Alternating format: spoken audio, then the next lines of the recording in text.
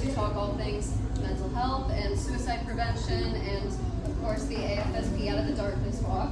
So first, I'd just like to start by saying thank you to everybody that helped me set up today. Everybody, all the volunteers, AFSP volunteers, thank you. Thank you to everybody that donated to the raffle. We've got so much good stuff. I'm super excited about it. There's so many amazing small businesses that gave us stuff, so it's really awesome. And thank you to our two speakers, one Dr. Adrian Mesa. Thank you so much for being here. And so I'm going to go ahead and share a little bit about the raffle. It's 3 tickets for $10 and 8 tickets for $20. We've got seriously all sorts of stuff, so if you haven't, check it out. There's swimsuit and dog stuff and a bunch of food and a family photographer and a pet photographer and Reiki. There's like seriously everything, so please check it out. And if you have any questions about that, just let me know. So once I finish right now, Dr. Adrian's going to come up and talk for a minute. At 7:30, we have our Stand Up for Hope stand-up comedian coming up. And then at about 7:45, I'm going to close out the raffle. So yeah, and advocate for policy that will save lives and does save lives. So the work that AFSP does is it's meaningful, it's important, and it quite literally saves lives every single day. So our big annual event, and the reason that we're really here today, is the Out of the Darkness Walk. It's annual, and every chapter of AFSP has it. It raises awareness and much needed funds to combat suicide, which has been a leading cause of death for many, many years now.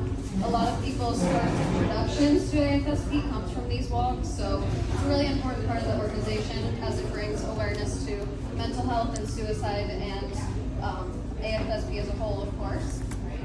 So I have everything written down, so just bear with me. See you guys there. It really is our biggest event of the year, and your support is very meaningful. Even just showing up means the world. You don't have to donate. I mean, please do donate, but just being there, just being present is really important. So showing up to these events is showing people that it's okay to talk about mental health. It's an opportunity to surround yourself with people who may have had a similar experience, and also, like I said, just to show support to your community. But as important as that support is, those awareness for those affected by suicide. If you're curious exactly what that entails, I want to share a little bit more information. So our research program offers grants to investigators researching topics regarding mental health and suicide prevention. So for 2024 to 2026, our research priority areas include ethnic and racial diversity, understudied populations with elevated suicide rates, and survivors of suicide loss. AFSP education includes programs like More Than Sad, Talk Saves Lives, and Mental Health First Aid.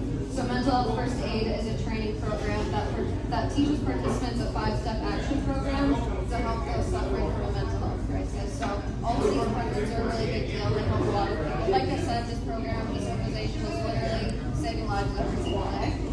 If you're interested in learning more about where donations go, I encourage you to go to Google and literally just type in AFSP, where do my donations go, and you'll get a very clear list. We're very open about exactly where your donations are going, so I encourage you to do a little more research on that. And if you're ready to get signed up for the walk, that's amazing. Please do.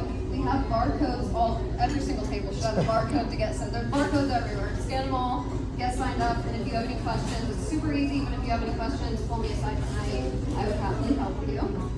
And if you're HR, it's usually not a good sign. Just letting you guys know that. And they basically said, as of June 1st, 2020, your contract with the University of Miami is being terminated. Great news. Terrible news to receive, actually. So it was myself and about 15 other individuals who were laid off on that day. If you guys know what it's like to get laid off or to have just sudden news that's not very uplifting, it's difficult. I was lost, I was confused, and I didn't really know which way to go. My ego was obviously hurt. But I'm a firm believer, and I can say this in many instances in my life, where it's not necessarily what happens to you, but how you respond. All of us, I'm myself, I'm a firm believer you can definitely turn around and make something out of it. And what one day felt like a major downfall and failure on my part ended up being probably it led to one of the biggest successes of my life so far.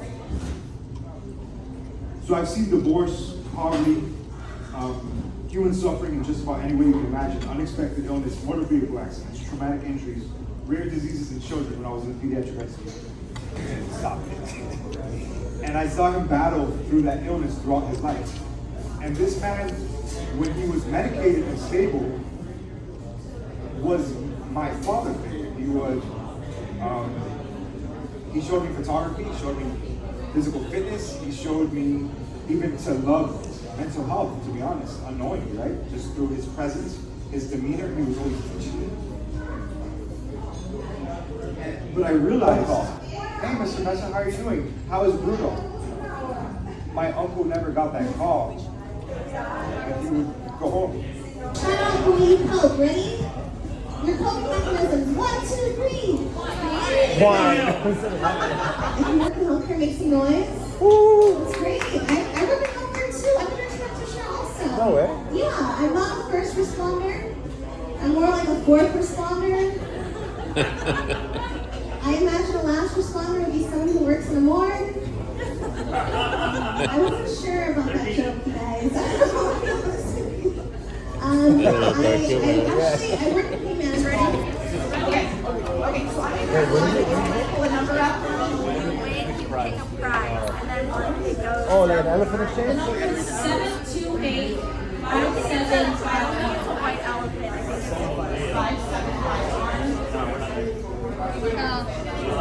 6, yeah.